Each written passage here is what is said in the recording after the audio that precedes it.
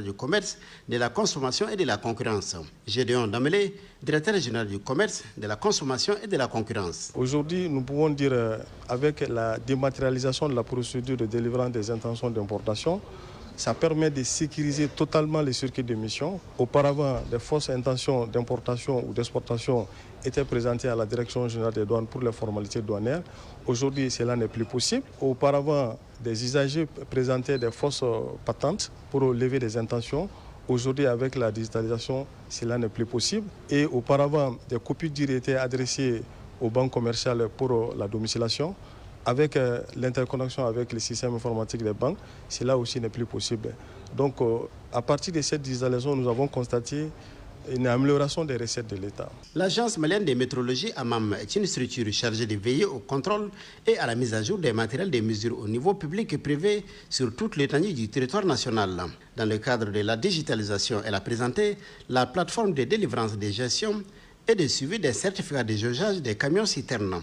Cette solution vise à sécuriser le processus de délivrance des documents. Al-Maïmoun Ag Alassane, directeur général de l'AMAM. Avant cette plateforme, il faut au moins 24 heures pour que les transporteurs puissent avoir accédé à son certificat. Or, actuellement, avec cette application, une fois que le camion est jaugé, en 30 minutes, en tout cas en moins d'une heure, le transporteur peut avoir accès à son certificat. Et également, un autre avantage, c'est que ça nous permet vraiment de lutter contre l'établissement de faux certificats. Et aussi, avec cette plateforme, on met directement à la disposition des usagers ou les transporteurs les certificats de jaugeage via un site web. Donc le transporteur en fait n'a pas besoin maintenant, avec cette plateforme, de se déplacer, venir à l'AMAM pour retirer le certificat physique. C'est ensuite autour du MEREF FSD, mécanisme de refinancement des systèmes financiers décentralisés, de présenter Niasoro, une plateforme qui facilite la mise en relation des acteurs économiques dans la transparence. Elle facilite aussi l'accès digital au crédit pour le financement des projets structurants. Après un premier passage devant le comité de pilotage et la prise en charge des recommandations, le secrétaire permanent de la réforme domaniale et foncière est venu présenter au comité de pilotage le programme de développement et de déploiement du système d'information foncière guichet unique du foncier. Colonel-major Chekne Djefaga, secrétaire permanent de la réforme domaniale et foncière. Ça comprend 3 activités principales. La première d'abord c'est la formation. Et ensuite, il y aura la phase test, ce qu'on appelle la phase pilote de déploiement. Et ensuite, il y aura l'opérationnalisation complète du système. Et ça sera sur 3 mois, du mois de juillet au mois de septembre. Le foncier, c'est une activité transversale qui intéresse tout le monde.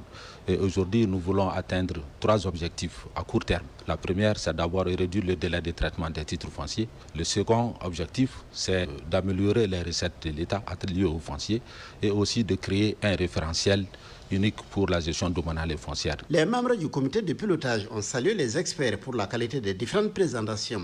Le Premier ministre, ministre de l'administration territoriale et de la décentralisation, le général des divisions Abdoulaye Maïga a invité les experts à préparer un rapport stratégique pour accompagner les processus de digitalisation. Pour le chef du gouvernement, la digitalisation s'articule autour de 3 piliers qui sont la transparence, le gain de temps et le gain financier. Toutes ces plateformes seront bientôt présentées au président de la transition. Oui, en attendant 3 jours pour valider des plans quinquennaux 2025-2029 de formation, de perfectionnement et de recrutement dans la fonction publique. C'est l'exercice qui réunit depuis hier des directeurs des ressources humaines et des experts. Il s'agit au finish de rationaliser les demandes de congés de formation pour diminuer les transferts des différentes catégories, transfert qui n'est pas souvent accompagné des compétences qu'il faut. D'autres détails dans ce compte rendu signé Fadema Keïta. La présence d'un nombre imposant des membres du gouvernement à cet atelier de validation prouve leur détermination à doter notre administration publique de 2 outils majeurs indispensables à sa planification et à sa modernisation, à savoir le plan national de recrutement et le plan national de formation et de perfectionnement des agents de l'État. Koniba Suntura, consultant. Le plan de formation vise un objectif bien précis, c'est de permettre de rationaliser les demandes de congés de formation, parce qu'il a été dit que la pyramide a été renversée. Si vous constatez, dans le recrutement, les catégories C et B demandées dans le recrutement sont plus nombreuses que les catégories A. Mais à la sortie, les catégories A sont plus nombreuses que les catégories B et C cumulées. Donc pour pallier ce problème-là, il a été de rationaliser les demandes de congés de formation pour diminuer le transfert de catégorie B à catégorie A et de catégorie C à catégorie A directement. Parce que cette mutation n'est pas accompagnée par les compétences qu'il faut pour pouvoir assurer les tâches escomptées. Les organisations syndicales apprécient toute initiative pouvant moderniser l'administration malienne. Ali Badra Dumbo, bureau exécutif de l'UNTM. Nous saluons à cet effet la démarche participative initiée dans l'élaboration des présents plans quinquennaux. Elle est conforme à notre vision syndicale d'un dialogue social renforcé, constructif et orienté vers les résultats concrets au bénéfice de tous les travailleurs. Le ministre des tutelles et ses autres collègues présents félicitent les professionnels du domaine d'avoir élaboré ces documents de planification conformément aux vœux du président de la transition. Fassoum Coulibaly, ministre de la fonction publique, du travail et du dialogue social. Votre présence massive à cet atelier est un signe éloquent de l'importance que vous attachez à la gestion des ressources humaines de l'État. Il vous souviendra que la mise en place des plans nationaux de formation et de recrutement vise à permettre à la fonction publique malienne de trouver la solution entre autres aux défis ci-après. La gestion du flux des demandes de congés de formation formulées par les agents, l'absence de plan de formation, l'inadéquation entre les formations sollicitées et les besoins de l'administration, la dotation de l'administration en ressources humaines suffisantes et de qualité. Une fois validés, les deux plans doivent favoriser la gestion prévisionnelle des emplois et des compétences et améliorer à la longue la gouvernance des ressources humaines au Mali. Oui, le Mali qui table cette année sur plus de 11 millions de tonnes de céréales pour la campagne agricole 2025. Et cette bouffée d'air frais pour les producteurs victimes des inondations l'année dernière dans la région de Ségou. Ils ont reçu des mains du ministre de l'Agriculture, des engrais et des équipements agricoles, équipements composés de batteuses multifonctionnelles et de motoculteurs, de quoi permettre aux bénéficiaires de mener une bonne campagne agricole. Le témoin de la remise est notre correspondant sur place, Kandesila. 25 motoculteurs et 100 sacs d'engrais pour les populations de la région touchées par les inondations lors de la campagne agricole 2024 et 20 batteuses, 2792 tonnes d'engrais pour les zones de production. Ces donations faites par le ministre de l'Agriculture s'inscrivent dans le cadre du programme de résilience du système alimentaire en Afrique de l'Ouest PRSA et le projet d'urgence de production et de sécurité alimentaire et nutritionnelle PUPSAN, deux programmes financés par la Banque mondiale et la Banque africaine de développement. Bourema Ongoiba, directeur de cabinet du gouverneur du Sud. Ces matériels et ces intrants viennent à point nommé. Nous sommes à l'installation de l'hivernage et nous savons effectivement que les bénéficiaires qui sont les victimes des inondations ont été sérieusement affectés l'année dernière dans leurs moyens de production. Cela va renforcer un peu la production, la productivité et donner également l'occasion à notre pays d'atteindre vraiment notre région d'autosuffisance alimentaire. La remise de ces équipements traduit la volonté des autorités et de ses partenaires à renforcer la résilience du secteur agricole pour l'atteinte de la souveraineté alimentaire. Daniel Siméon Kelema, ministre de l'Agriculture. Nous sommes là au nom des plus hautes autorités du pays, le président de la transition, chef de l'État, le général d'armée Assimi Goïta, et le Premier ministre, chef du gouvernement, qui nous ont mandatés à venir assister les populations de la région de Ségou en ce début de campagne agricole. Nous insistons là-dessus, qu'on souhaite que bon usage en soit fait et que l'engrais puisse arriver au niveau des parcelles, parce que c'est à ce prix qu'on pourra augmenter vraiment significativement la productivité agricole. Les équipements qui sont donnés aussi, c'est batteuses, il y a des motoculteurs là-dedans. Donc ça pourra aider les producteurs à non seulement alléger les tâches, à augmenter aussi le niveau de la productivité dans le champ. Toutefois, le ministre de l'Agriculture exhorte les uns et les autres à redoubler de vigilance pour la campagne qui s'annonce afin de minimiser les risques pouvant affecter le bon déroulement de cette campagne. Ségou, Kandesila, Kramo Traoré pour l'heure. Il y a exactement 50 ans, le 28 mai 1975, 15 pays ouest-africains s'accordent pour créer la CEDEAO, la Communauté économique des États de l'Afrique de l'Ouest. Il aura fallu 10 ans pour concrétiser l'idée d'union économique, d'abord portée à l'origine par le président du Libéria, William Tubman. Puis, grâce à la détermination du Nigérian Yakubu Gowon et du Togolais Yassimi Yadema, que ces 15 États signent le traité de Lagos. 50 ans après, la CEDEAO traverse une crise diplomatique et de gouvernance. Le Mali, le Burkina Faso et le Niger ont claqué la porte de l'organisation sous-régionale pour créer la Confédération des États du Sahel. La CEDEAO, dont fait partie le Sénégal, où s'ouvrent ce mercredi les journées du dialogue national axées sur la réforme du système politique. Jusqu'au 4 juin prochain, les partis politiques sénégalais et tous les acteurs de la société civile vont plancher sur l'amélioration du système électoral et de la vie politique en général. Les partis de l'ex-président Macky Sall et quelques figures de l'opposition ont décidé de boycotter les discussions. Dans son rapport sur les perspectives économiques du continent, la Banque africaine de développement annonce une croissance de 3,9% cette année, soit une baisse de 0,2% par rapport aux prévisions initiales. Les chocs causés par les nouveaux tarifs douaniers imposés par les États-Unis en sont la principale cause. Ces prévisions ont été présentées à l'occasion des assemblées annuelles 2025 de l'institution financière qui se déroule à Abidjan en Côte d'Ivoire. Avec un capital de 318 milliards de dollars, la BAD alerte sur les turbulences susceptibles de freiner la demande mondiale, réduisant ainsi les exportations de l'Afrique vers le reste du monde.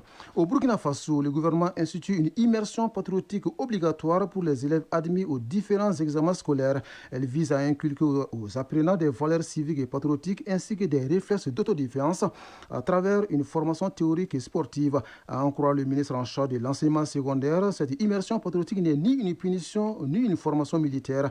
La phase pilote concernera tous les élèves admis à l'examen du baccalauréat cette année. En Guinée-Bissau, le président tchadien Mahamat Idriss Déby Itno est arrivé à Bissau pour une visite officielle de 24 heures. Selon une source de la présidence tchadienne, cette visite vise à impulser une nouvelle dynamique dans les relations entre N'Djamena et Bissau. Ce déplacement du président Déby intervient après le départ de son homologue sénégalais Bassirou Diomaye Faye, qui était également dans le pays pour une visite d'État. Enfin, les pays de l'Union européenne ont adopté hier un accord de principe pour mettre en œuvre un programme d'armement. C'est ce qu'a indiqué le Conseil de l'UE. Ce programme prévoit des prêts de 150 milliards d'euros pour financer des achats et des projets d'armement dans les domaines où l'offre européenne reste insuffisante, comme la production de missiles, de munitions, de drones ou encore des systèmes de défense anti-aérienne. La mesure a été soutenue par 26 des 27 pays membres. La Hongrie s'est abstenue.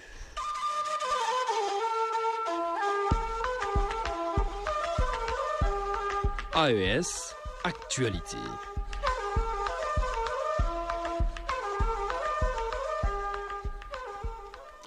Comment améliorer la gestion administrative des agents publics? Au Burkina Faso, la question est débattue par les directeurs des ressources humaines et se penche sur la procédure de mise en demeure des fonctionnaires pour abandon de poste ou refus de rejoindre un poste assigné. Sur la table également, la coordination et l'harmonisation de la gestion des carrières au sein de la fonction publique.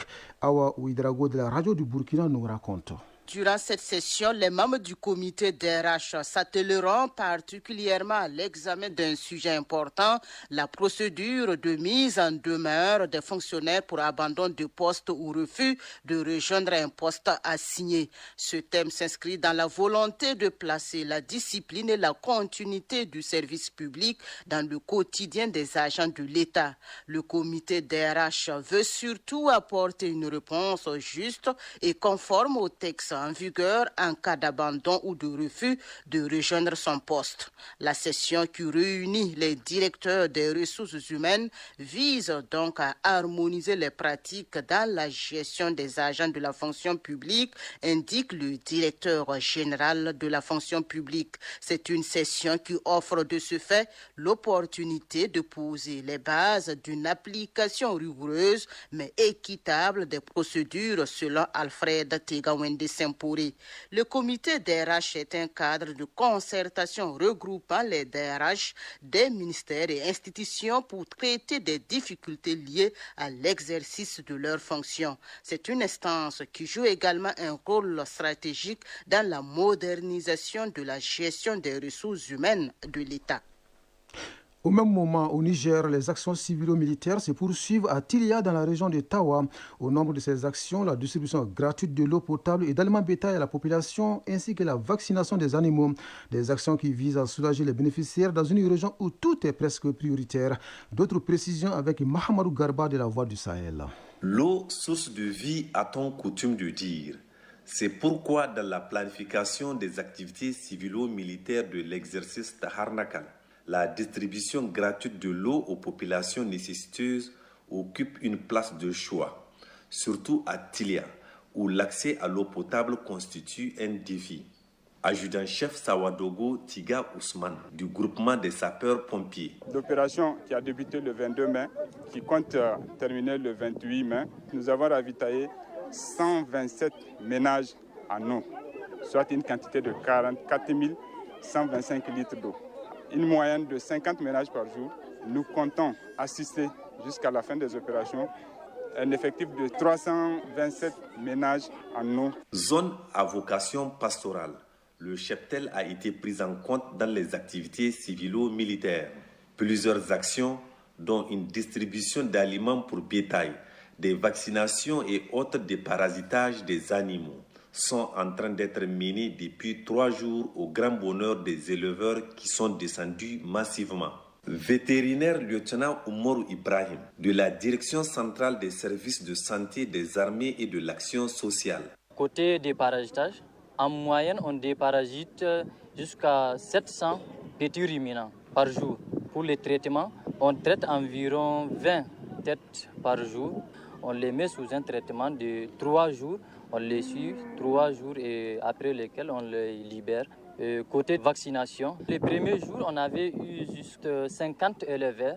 Et le deuxième jour, on a eu jusqu'à 198 éleveurs ayant bénéficié de l'activité. Le préfet de Tilia, le capitaine Ibrahim Chibkaw, salue à sa juste valeur les activités civilo-militaires menées dans le cadre de Tahar Nakal, au bénéfice des populations. Enfin, le lieutenant-colonel Ali Ibrahim, membre de coordination de l'exercice Tahar Nakal 2, à la tête d'une importante délégation composée d'officiers des pays qui participent à cet exercice et du chef d'escadron Abdelkader Moumouni Bouraima, commandant du 43e bataillon interarmes de Tilia, se sont rendus sur plusieurs sites pour s'enquérir de la bonne exécution des activités civilo-militaires.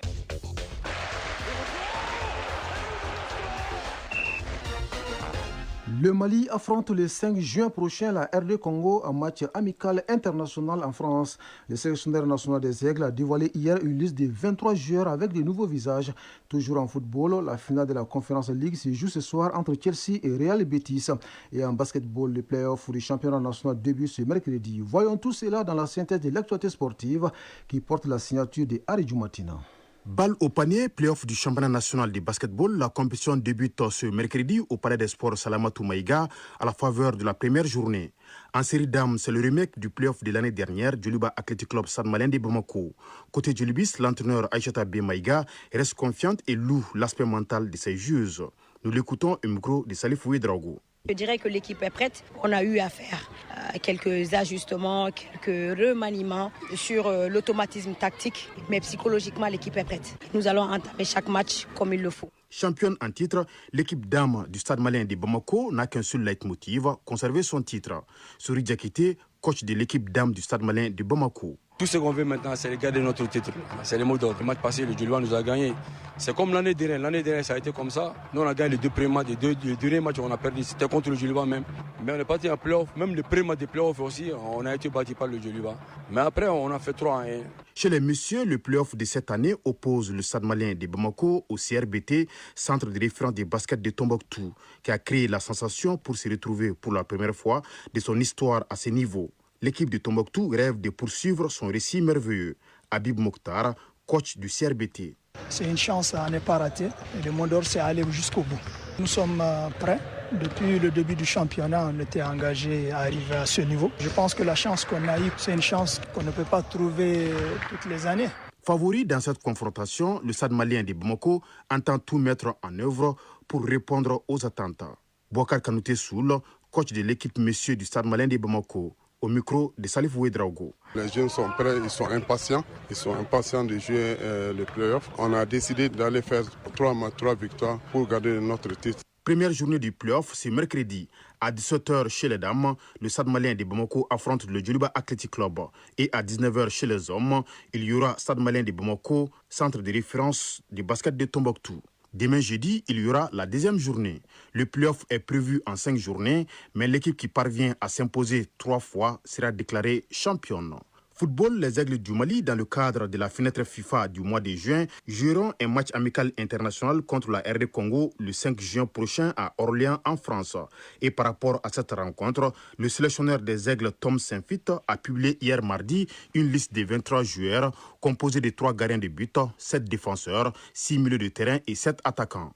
Au niveau des gardiens de but, on note un nouveau visage, Lassine Diarra, qui évolue à Lyon. Chez les défenseurs, on note également une nouvelle tête. Il s'agit de Woyo Koulibaly de Leicester. L'ancien joueur de Parme, annoncé depuis plusieurs mois, décide enfin de porter le maillot national. S'agissant des milieux, le coach Tom Saint-Fit a décidé d'incorporer de nouveaux joueurs, à savoir Mahamadou Doumbia, très performant avec son club belge de Royal Antwerp, Moussa Diakité de Cadiz en Espagne et Khalidou Sidibé de Guingamp, Ligue 2 française. Et en attaque, le nouveau visage est Gaussou Diarra d'Istanbul Sport de Turquie. Sans oublier Moussa Silla de Schalke 04 qui signe son retour. Tout comme Lassine Sinayego, les défenseurs Issar Dramé d'Estrela Amadora 2-1 portugaise et Cheikh Keita Charleroi en Belgique.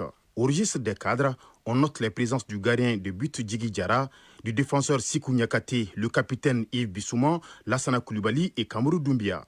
Cette rencontre amicale des Aigles sert de préparation pour le sélectionneur Tom Saint-Fit en vue de la suite des matchs éliminatoires de la Coupe du Monde Zone Afrique. En Europe, pour terminer, il y aura ce soir en Pologne la finale de la Conference League entre les Espagnols du Real Betis et les Anglais de Chelsea. Coup d'envoi 19h. Chronique de l'environnement.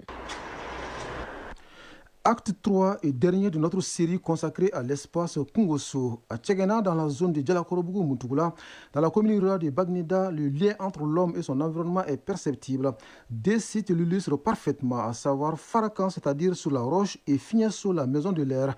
Visite guidée sous la conduite de Agibou Koulibaly, qui signe la chronique de l'environnement. Farakan sous la roche.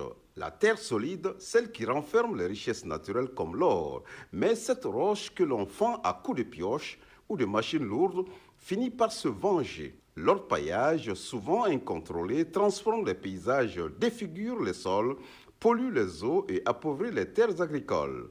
Autour des sites, les arbres tombent, les nappes phréatiques s'empoisonnent et les communautés locales promises à un mieux-être sombrent dans l'insécurité alimentaire et sanitaire.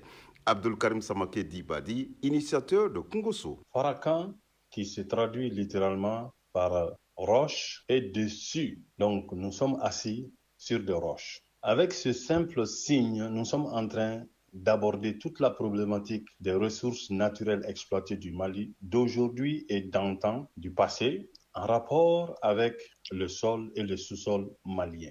À Kungoso, nous n'attendons pas la classe de 8e année pour parler de géologie aux enfants. Nous disons d'ailleurs que les problèmes de modelage, les pâtes à modeler artificielles qu'on donne aux enfants, les déroutent de l'argile naturelle que nous avons sur le sol malien. Depuis la maternelle, nous souhaitons que les enfants commencent à prêter attention aux gravillons, aux graviers, aux roches qui constituent le sol malien. Dans l'autre coin de Kungoso, Fignesso, la maison de l'air, observe silencieusement ce que l'on ne voit pas, mais que l'on respire. La fumée des machines, les vapeurs toxiques du mercure utilisé pour amalgamer l'or, les particules en suspension, l'air devient poison.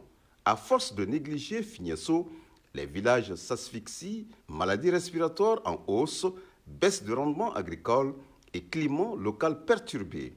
Abdul Karim Samake Dibadi, initiateur de Kungoso. Fignesso est composé de 2 mots. Fien qui veut dire le vent, l'air, et so qui veut dire un domicile chez soi. Est-ce qu'on est en train d'aller sur la compréhension qu'il y aurait un chez soi pour l'air et le vent? À Kungoso, nous disons oui. Nous disons oui parce que il y a différentes formules qui sont utilisées pour créer le vent, qui est l'air en mouvement. L'air a des composés chimiques. Nous savons très bien que cette problématique est abordée à l'école, mais les gens ne sont pas en train de lier carrément ce qu'on étudie en chimie ou en physique avec ce que nous vivons du jour au jour. Cet air que nous respirons, sans lequel on ne peut pas vivre pendant un certain temps, mais ce qui est encore plus grave, c'est que l'air peut être pollué. Et c'est là où Fignesso devient alors un élément d'instruction et d'éveil de sens, d'éveil de la conscience environnementale pour les visiteurs de Kungoso. Cet air que nous respirons, nous devons l'entretenir, la maintenir. Si nous nous hasardons à brûler les pneus pour dégager le gaz carbonique dans l'air, nous sommes en train de le polluer. Et aujourd'hui, avec l'orpaillage au Mali, il y a un effet direct sur la qualité de l'air des communautés avoisinantes au point d'orpaillage. En ce sens que les orpailleurs utilisent du mercure qui s'évapore dans l'air et l'empoisonne. Donc nous sommes en train de parler de fiinceau à Kungosso pour dire aux gens, mais nous pouvons aussi créer cette mentalité à l'africaine. Donc c'est comme ça que nous abordons la question de la problématique des fiens, du vent et de l'air à Kungosso. Dans l'espace Kungosso, Farakan et Fignesso nous rappellent que la richesse du sol ne vaut rien si elle empoisonne le souffle de vie. Préserver la roche, c'est aussi protéger l'air. Et dans cette double vigilance se trouve peut-être le véritable or de nos générations futures. C'était la chronique de l'environnement et c'était la signature de Agibou Koulibaly. Chronique qui met d'ailleurs un terme à cette première édition de Mali Actualité qui vous a été servie par un trio à la mise en onde de Soumela Diarra, à la mise en ligne Mohamed Koulibaly et au micro Brahma Traoré. Après la page météo avec Mahamadou Keita, Doudou Temeli s'installe pour la lecture des avis et communiqués. Les prochains rendez-vous avec l'information, c'est à 13h. Grand merci à vous de nous avoir suivis et très belle journée à vous, où que vous soyez.